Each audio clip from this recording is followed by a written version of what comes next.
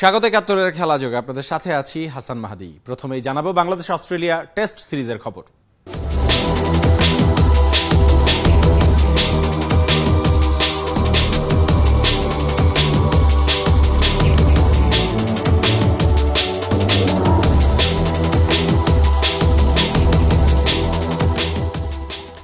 এক দশকেরও বেশি সময় পর প্রথম টেস্ট সিরিজ খেলতে বাংলাদেশে এসে পৌঁছেছে অস্ট্রেলিয়া ক্রিকেট দল।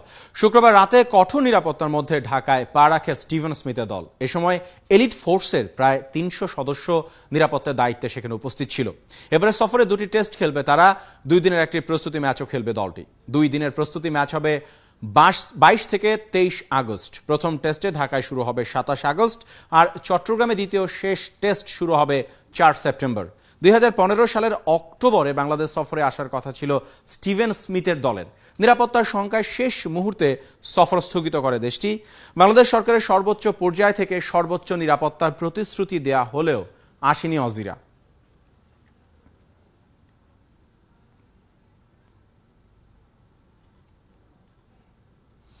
ব্যাটসম্যানদের পজিটিভ ব্যাটিং, পুরনো বোলিং ওস্তাদ চম্পাকার রামানায়কের সাথে শফিউলদের মোলাকাত, টাইগার ড্রেসিং রুমে ফিজিও থিহান চন্দ্রমোহনের আগমন। অস্ট্রেলিয়া আসার দিনটা বেশ ভালোই কাটিয়েছে টাইগাররা। প্রস্তুতি ম্যাচে ব্যাটসম্যানদের পারফরমেন্স দেখে সম্ভবত চূড়ান্ত স্কোয়াড ঠিক করে ফেলেছেন হাতুরু সিংয়ে। অফিসিয়ালি অস্ট্রেলিয়া সিরিজের স্কোয়াড ঘোষণা হবে আজ ১৯ আগস্ট। দেবচৌধুরীর রিপোর্ট। জাতীয় দল ঠিক করেন নির্বাচকরা, বাস্তবতা হচ্ছে হাথুরু যেভাবে চান সেভাবেই তৈরি হয় বাংলাদেশ দল। ম্যাচ চলাকালীন মুস্তাফিজকে ডাকলেন হেড কোচ, কিছু একটা বোঝালেন।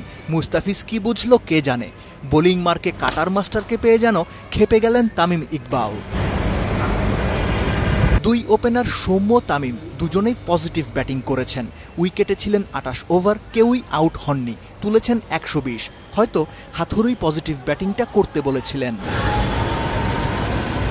মিরপুরের নতুন ঘাস, এই প্রস্তুতি ম্যাচ দিয়ে নতুন মাঠটা আরো ভালো করে বুঝল ক্রিকেটাররা। রীতিমতো সেন্টার উইকেটে খেলা। সৌম্য তামিমের পর উইকেটে গেছেন সাকিব আর ইমরুল। ওদের দুইজনের পর নাসির হোসেন, লিটন দাস। রিয়াদ আর মুমিনুল যদি সত্যিই বাদ পড়েন তাহলে নাসির, লিটন দুজনেই থাকবেন ১৪ জনের মূল দলে। শুক্রবার বন্ধের দিন, খেলা হয়েছে ৫২ ওভার, রান হয়েছে ২০২। বোলাররা যে শান্তি পাননি সেটা স্পষ্ট। সবচেয়ে বেশি মার খেয়েছে পেসাররা। সে কারণেই কি মুস্তাফিজ, শফিউল, তাসকিনের বাতচিত টেস্ট দলে তবে কি ফাস্ট বোলার এই ৩ জনই? ব্যতিক্রম হলে তাসকিনের বদলি রুবেল। স্কোয়াডে বাদবাকি আর কারা থাকবেন সেটা তো সবারই জানা। দেবচৌধুরী, ৭১।